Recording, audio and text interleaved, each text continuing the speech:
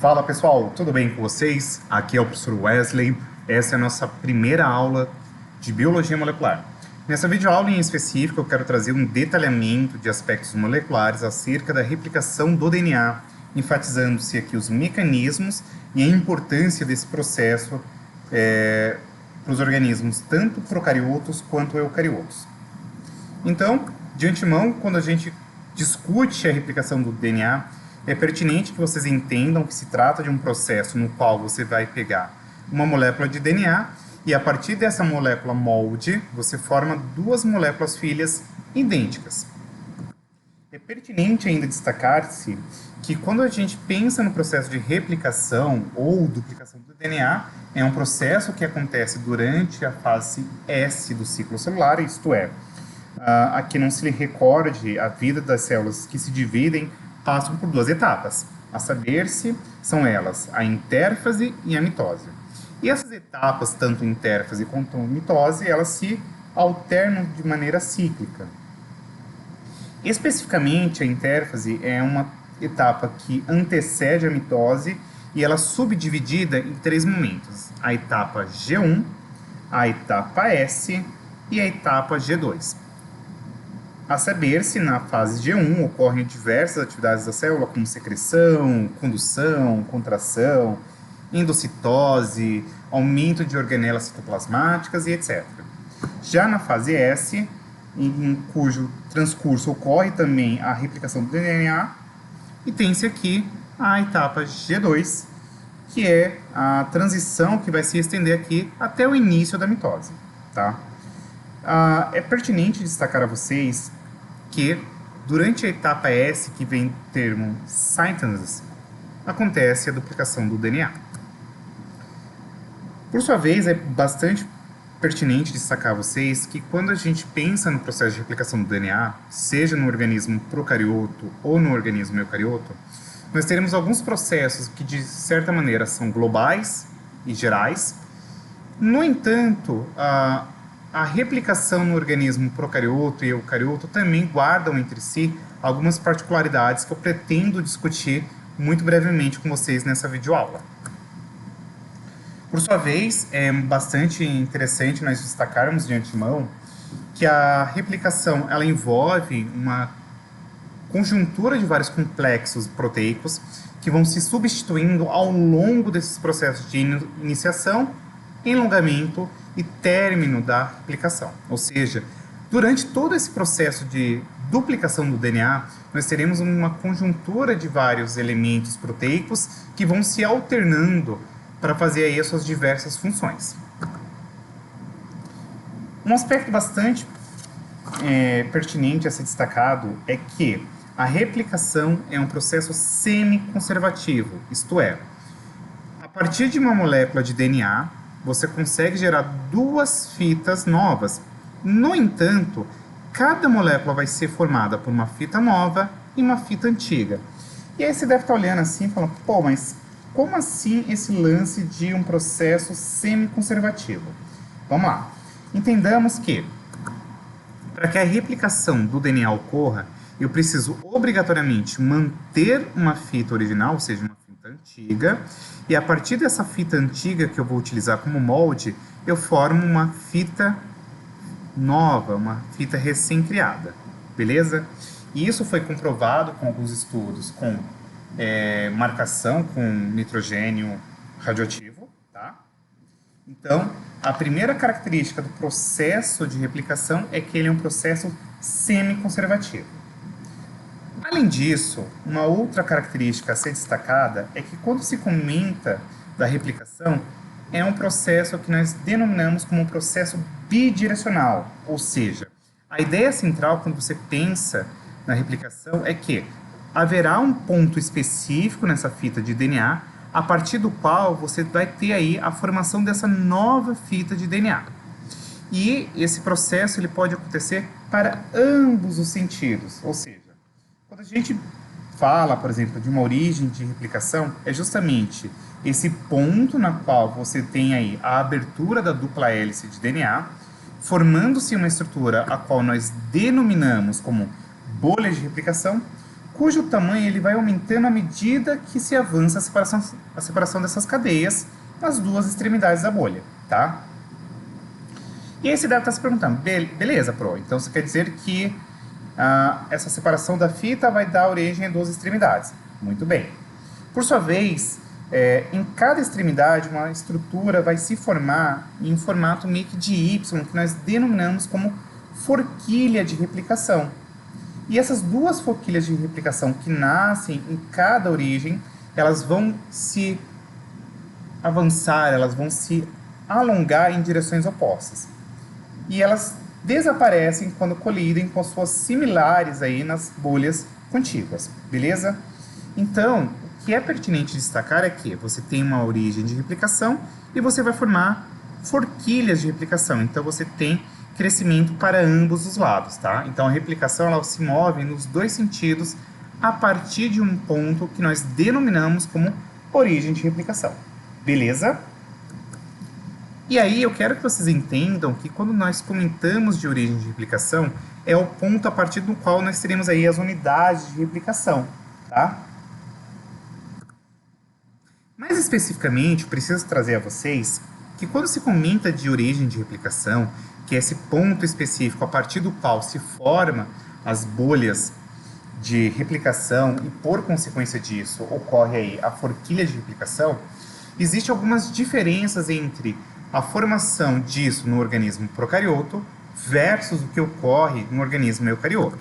Nos procariotos, a replicação ela se inicia no ponto específico aqui do cromossomo circular, e essa região nós chamamos ela de ori, e ela apresenta uma estrutura extremamente conservada, ou seja, conforme a gente vai observando esses organismos procariotos, nós veremos que essa origem de replicação, essa ori, ela apresenta bastante adenina e bastante timinas. Então, nós chamamos de uma região até rich, tá? Bastante rica em adenina e timina. Em contrapartida, no organismos eucariotos, os cromossomos eles vão apresentar múltiplas origens de replicação. Isto é, eu quero que vocês entendam que no organismo eucarioto, que vai apresentar uma estrutura cromossômica, esse cromossomo, para conseguir se replicar muito mais rápido, ele vai ter diversos pontos que nós denominaremos aí como origens múltiplas de replicação. Então, num cromossomo você vai formar várias bolhas de replicação a partir de várias origens de replicação, beleza? Um aspecto bastante pertinente a ser destacado a vocês é que, em específico, pessoal, quando se fala dessas origens de replicação, eu preciso que vocês entendam que são regiões que apresentam segmentos de DNA especial, que são compostos aí por uma cerca de centenas de nucleotídeos, que, embora seja diferente desta, elas apresentam uma sequência comum que nós denominamos de ARS, de Autonomous Replication Sequence, ou seja, sequência de replicação autônoma, que apresenta aí cerca de 11 nucleotídeos. Embora sejam diferentes, algumas particularidades, algumas semelhanças são guardadas entre si, tá bom? E a partir disso, eu preciso que vocês entendam que o DNA dessas origens de replicação vai estar associado a um complexo de várias proteínas, em específico 6, que nós chamamos de ARCs, Origin Recognition Complex, ou seja, complexo de origem de replicação, que serão extremamente necessárias para que haja ativação aí das origens de replicação. E uma outra fofoca muito importante é que durante o início da etapa de síntese haverá o recrutamento de outras proteínas que serão bastante importantes, que a gente vai discutir nessa figurinha em específico. Ou seja, você tem aqui as ORCs, né, que são justamente essas proteínas que estão aí associadas com a formação desses complexos que vai ser importantes para as origens de replicação. E, por sua vez, os origens de replicação são reconhecidas pelas ORCs, né, as Origin Recognition Complexes. Associadas às ORC, nós teremos aqui o recrutamento das helicases, que nós discutiremos, que são justamente proteínas que fazem a abertura da fita de DNA, e outras proteínas acessórias, como, por exemplo, essas daqui, a CDCHP, que vem do inglês Cell Division Seq Protein, tá? Que vai entregar um complexo maior que nós chamamos de complexo RC, que deriva do inglês Pre-Replication Complexes. E, por sua vez, isso daqui, esse complexo RC, ele vai agora catalisar o início da replicação depois de ser induzido por um fator que a gente chama de SPF, que deriva do inglês S-Prases Formation Fractal, ou seja, é um fator promotor da fase S. E nós também temos aqui uma outra proteína, que é a MCM, que é Mini-Chromic Minitase Protein, que são basicamente proteínas que estão associadas aí com esse recrutamento que vai integrar todo esse complexo RC, tá? Por sua vez, as helicases, que vão se ligar diretamente aqui nessa origem de replicação, farão aí o início do complexo de iniciação.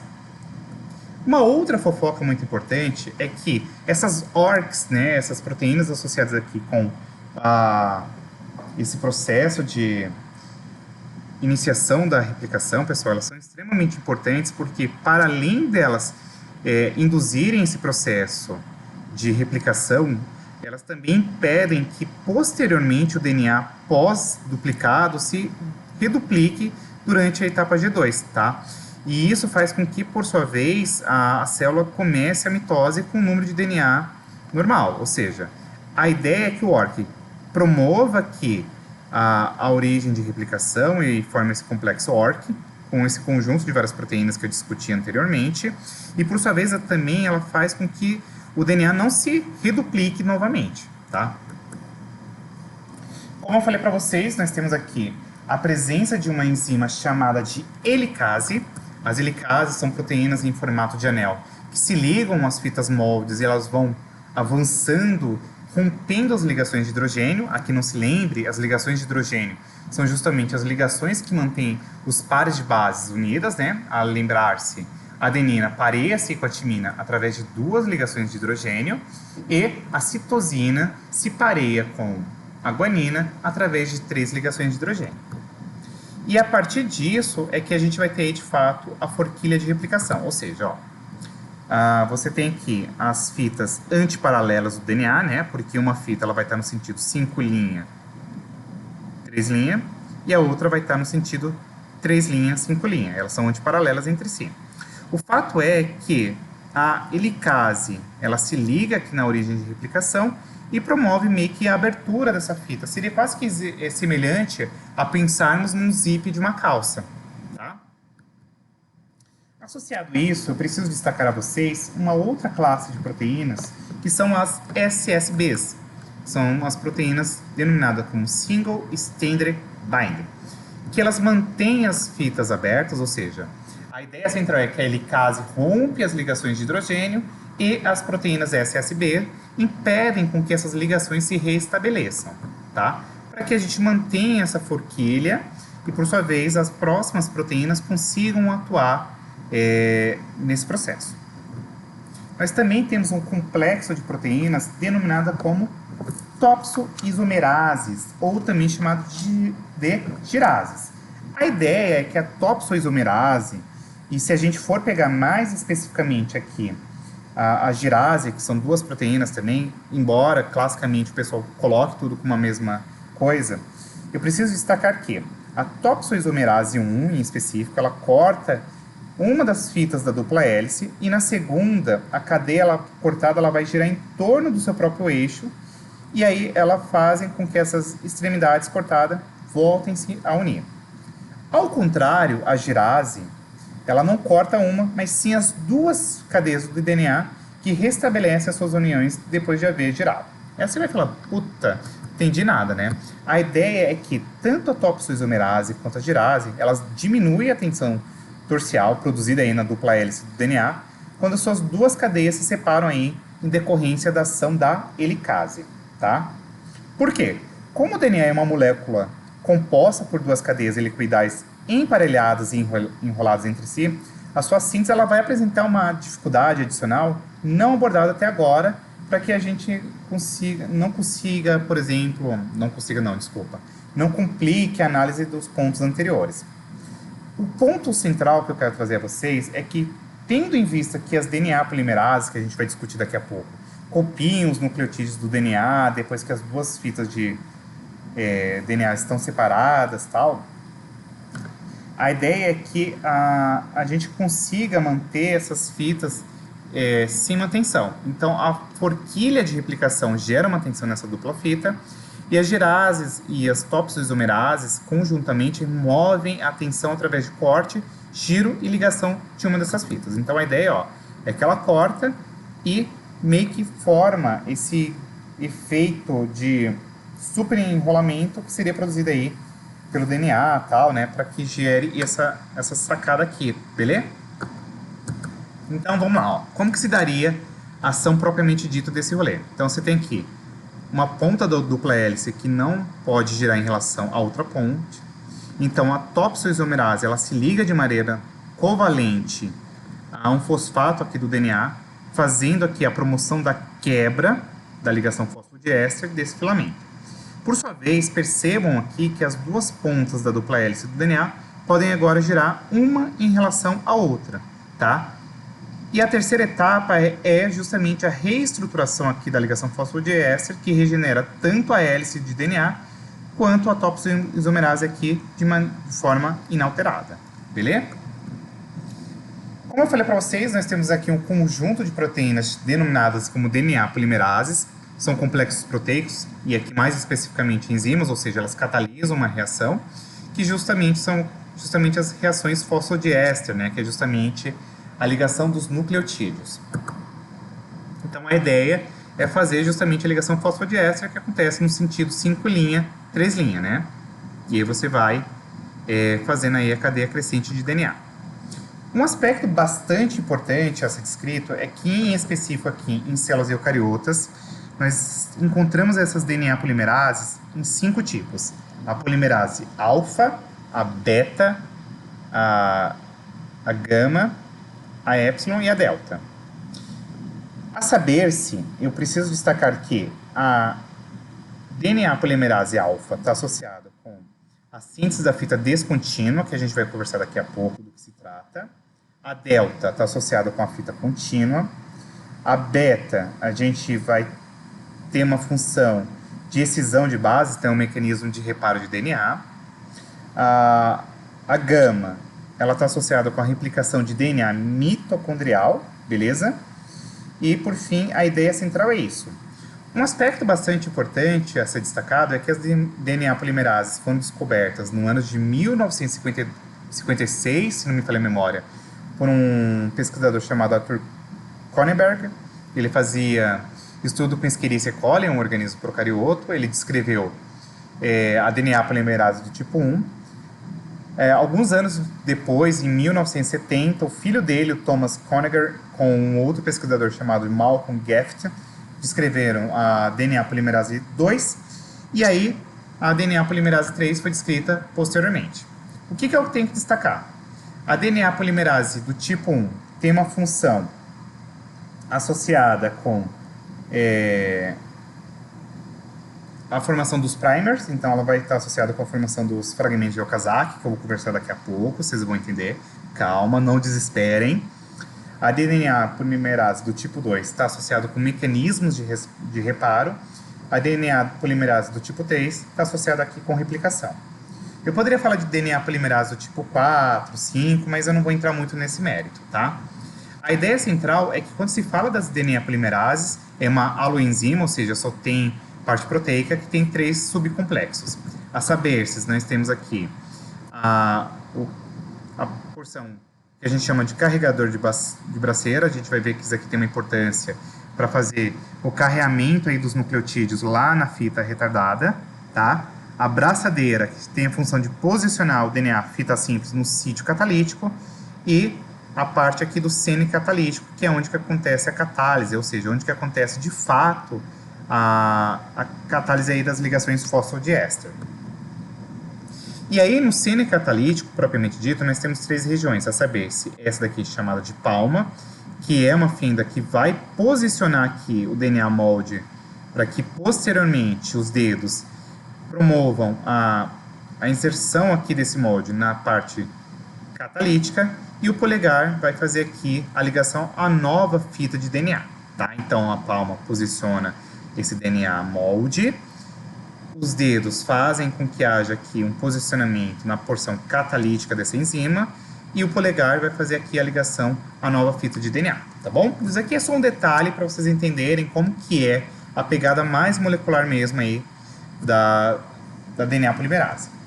Nós temos a primase, que é justamente uma classe de DNA polimerases que apenas catalisam reações fosfodiéster, ou seja, não está lá com mecanismos de reparo e etc. Elas necessitam obrigatoriamente da presença de uma hidroxila livre no carbono 3' para adicionar um novo nucleotídeo.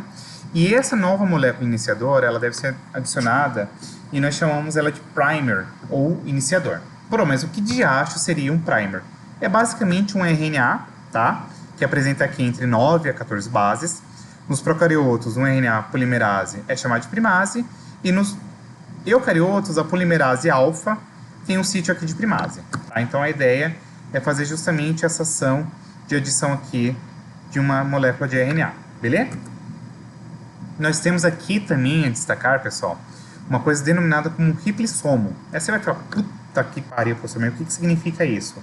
A sacada é que, na hora que a gente falar de todos esses tipos de DNA polimerases, helicases, topoisomerases, girases e etc., nós temos um conjunto funcional de diversas proteínas que vão fazer toda essa organização molecular para que haja aí a replicação do DNA, tá bom? Por sua vez, eu preciso destacar que nos procariotos a DNA polimerase do tipo 3 ela assume o papel de síntese de nova fita, e nos eucariotos ocorre a troca de sítio de DNA polimerase. Como eu falei, a DNA polimerase delta faz aqui a parte contínua e a epsilon a parte descontínua, tá? Perdão, a alfa que faz a parte descontínua e a delta contínua, tá? Um aspecto bastante importante a ser destacado, e isso daqui eu acho que é crucial nessa aula, que vocês entendam, é o seguinte, se liga. Lembram-se que eu falei no início da aula que as fitas de DNA, elas apresentam fitas antiparalelas, ou seja, uma está no sentido 3' 5' e a outra está no sentido 5' 3'? A DNA polimerase com orientação 3' 5', ela vai ser contínua, ou seja, ela vai ter um filamento que nós chamamos de filamento contínuo ou lagging. E na fita que apresenta essa orientação 5', 3', ela vai ser um pouquinho mais retardada, porque a gente não consegue fazer a ligação fosfodiéster no sentido 3', 5', né? E aí qual que é a solução para a gente resolver essa outra fita que é descontínua? A gente vai fazer a síntese em pequenos fragmentos, no sentido contrário dessa forquilha, mas sempre 5', 3', que nós denominaremos como fragmentos de Okazaki. A fita sintetizada dessa forma vai ser chamada de descontínua ou lagging, tá? A cada novo fragmento que a gente vai sintetizando, um novo iniciador é adicionado, ou seja, para cada fragmento de Okazaki você vai ter um primer, tá? Então aqui a ideia é que para cada fragmento você tenha os primers de RNA, tá? E aí, ao final dessa extensão, os iniciadores eles são removidos, ou seja, você vai formando fragmentinhos, né, que são os fragmentos de Okazaki. Nos DNAs, nos procariotos, perdão, ou seja, aqueles organismos que não apresentam envoltório nuclear, a DNA polimerase do tipo 1, com a sua atividade de exonuclease, remove esses primers, ou seja, vem aqui, retira o primer. Nos eucariotos, por sua vez, a ideia é que, conforme vai acontecendo essa extensão, você vai tendo um empurramento desse iniciador, formando uma nova aba, tá? Por sua vez, ele vai ser removido posteriormente, tá? E aí os espaços eles vão ser preenchidos por uma DNA polimerase e os fragmentos vão ser, por sua vez, ligados através de um tipo de DNA que nós chamamos de DNA ligase, ou seja, ela liga esses fragmentos de Okazaki, formando aí uma fita contínua, de certo modo, né? Por sua vez, o que acontece? os espaços são preenchidos aí por uma polimerase e os fragmentos são unidos aí pela DNA ligase, beleza? Um aspecto bastante importante é que quando a gente comenta em específico aqui os fragmentos de Okazaki, é bastante pertinente que vocês saibam que é um pouquinho mais complexo porque você tem que pensar agora na ação de uma enzima especial chamada de telomerase, tá? Qual que é a ideia? Vale a pena acrescentar que essa cadeia descontínua de DNA telomérico é sintetizada de maneira muito singular, tá? O último fragmento de Okazaki, ele não pode ser sintetizado porque não há como a gente inserir um iniciador, tá? Aí você está pensando, poxa, então quer dizer que naturalmente, ao final de um determinado número de divisões, esses cromossomos, eles sofreriam um encurtamento, né? E aí, o que acontece? Para que isso não aconteça, nós temos a seguinte solução. Para que a gente consiga fazer isso, as pontas dos cromossomos recebem blocos repetidos de DNA que nós chamamos de telômeros, tá? E, por sua vez, esses blocos eles podem ser, de certo modo, perdidos, faltou um R aqui, perdão, sem que haja danos à informação contida nesse cromossomo. E para que isso ocorra, esses blocos eles precisam ser adicionados por uma enzima chamada de telomerase, tá? Então, a ideia central aqui é o seguinte, foi como eu falei, naturalmente, se ao término de um determinado número de divisões, esses cromossomos não revertessem esse processo de encurtamento, não somente eles perderiam os telômeros, mas também começariam a perder informação genética, né?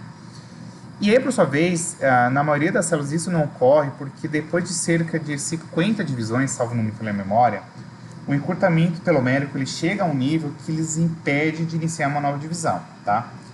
Além disso, essas células envelhecem e morrem, porque os seus telômeros aí vão estar esgotados, e aí surgem alguns sinais para que haja ativação de uma proteína que a gente chama de P53, tá?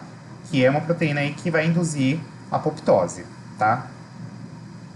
Esse complexo que eu estou falando aqui, chamado de telomerase, ele é composto por várias proteínas em um RNA com cerca aí de 400 nucleotídeos, tá? Chamado de RNA-T, que ele vai incluir a sequência AUCCCAAUC, se não me falha a memória, tá? E aí, por sua vez, ele faz isso aqui, ó, que eu vou mostrar na nova figurinha. Ele vai formando justamente esses blocos repetidos aí, dessas sequências de senescência, de nucleotídeos repetidos, tá? Então, a ideia central é isso. Beleza? Então, a ideia é que você consiga fazer aí um bloco repetitivo. Então, vamos lá. Ó. Você tem aqui a ligação da telomerase. A telomerase amplia a ponta aqui no sentido 3' né? A síntese de DNA com molde de RNA. Faz aqui a translocação. Ele faz a extensão e translocação aqui de repetição e libera a telomerase, tá? E aí, ao término do filamento complementar, pela DNA polimerase, você tem a síntese aqui de DNA com molde de DNA. Beleza? E aqui eu trouxe algumas referências, pessoal, muito legais, ó. O estudo do Okazaki, o estudo aqui do Kronenberg, bem interessantes, tá bom? Então é isso, eu espero que vocês tenham gostado, eu espero que tenha aqui esclarecido para vocês. Se você tiver gostado, deixe o seu like, curta, compartilhe, se inscreva. Se alguma coisa não ficou claro, deixe aqui nos comentários, eu vou tentar deixar as referências aqui na descrição do vídeo, tá bom? Um super beijo. E até a próxima. Fui!